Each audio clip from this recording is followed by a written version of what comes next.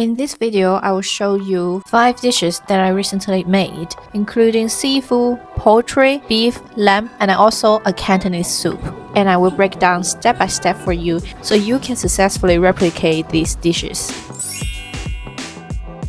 Today I'm gonna to remake the chili and peppercorn chicken that I tried before, and I'm gonna to optimize my steps of it. Firstly, I'll wash the chicken and then cut ginger into small slices.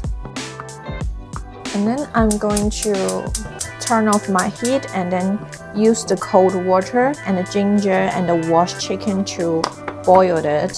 Now I'll make the herbal soup base. 3 pieces of Angelica tahurica, 2 cardamom, 4 grams of star aniseed, 40 grams of dried ginger, 2 grams of bay leaves, and 4 grams of cinnamon stick.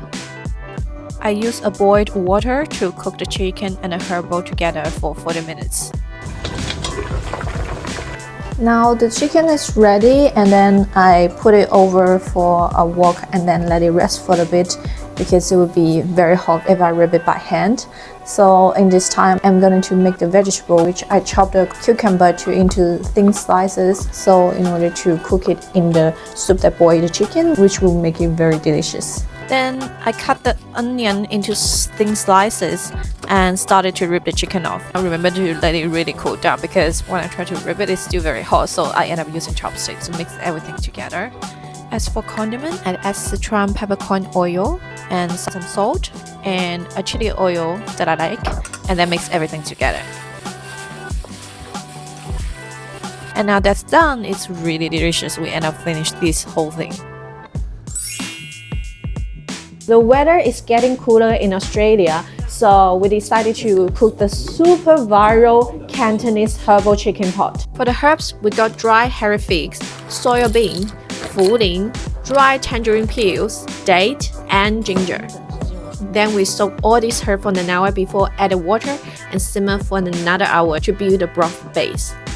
Because we use chilled chicken, so we blanched it first, and then we added it back to the broth and let it cook for another 10 minutes. For the dipping sauce, just fry shallots, ginger, and spring onion until fragrant. We mix in soy sauce, cooking oil, and sesame oil. This is so good, and we finished the entire pot. Today I'm going to try to make this braised seafood that I saw on Chinese social media. There's actually a lot of seafood that I hadn't tried in Australia, including this pomfret. So I started with frying this fish. The recipe says don't flip it, but I flip it anyway, so I broke the skin. Then I added onion, ginger, and garlic to fry it. For seasoning, I added cooking wine, soy sauce, oyster sauce, salt, sugar, pepper, and then I added boiled water to cook a couple of minutes. Then I added some shrimp in, cook it, and some pepper in, and then cooking again. When almost done, I added some spring onion. This is my first time attempting this, so I add so much water, so there's a little bit flavorless. So I added some soy sauce for seafood for flavor, and this is so delicious and tenderness. I'm going to make this again. This is a very easy and quick beef recipe. Grab any part of the beef and just cut it into slices and whatever form you like.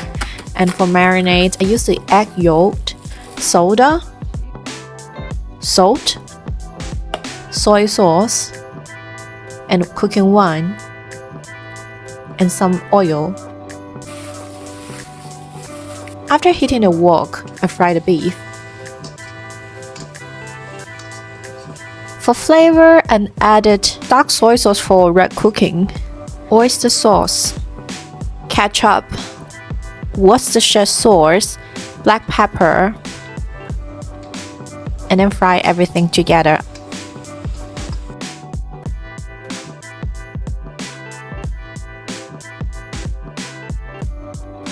This is the only lamb recipe that I will do in my daily cooking. It can be used as fried lamb or also roast lamb.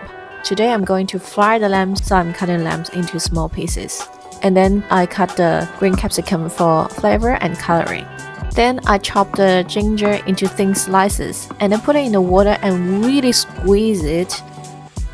Leave it for a few minutes to make a ginger water. Then I pour the ginger water into the lamb. Now I slowly taking my time here and then using my hand to squeeze the water inside the lamb. For flavoring, I add the salt and white pepper, soy sauce, and then cooking oil, and then mix everything together. Then I use the air fryer to roast the lamb.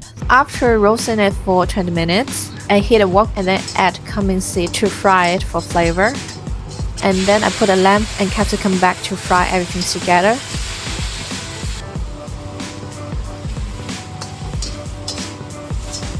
This is a lamb mix that I get it from my local supermarket, and I also add a grounded cumin, which I forgot to film. When almost done, I add coriander back to the wok and then fry everything together. And that's done. And that's the fried cumin lamb for you.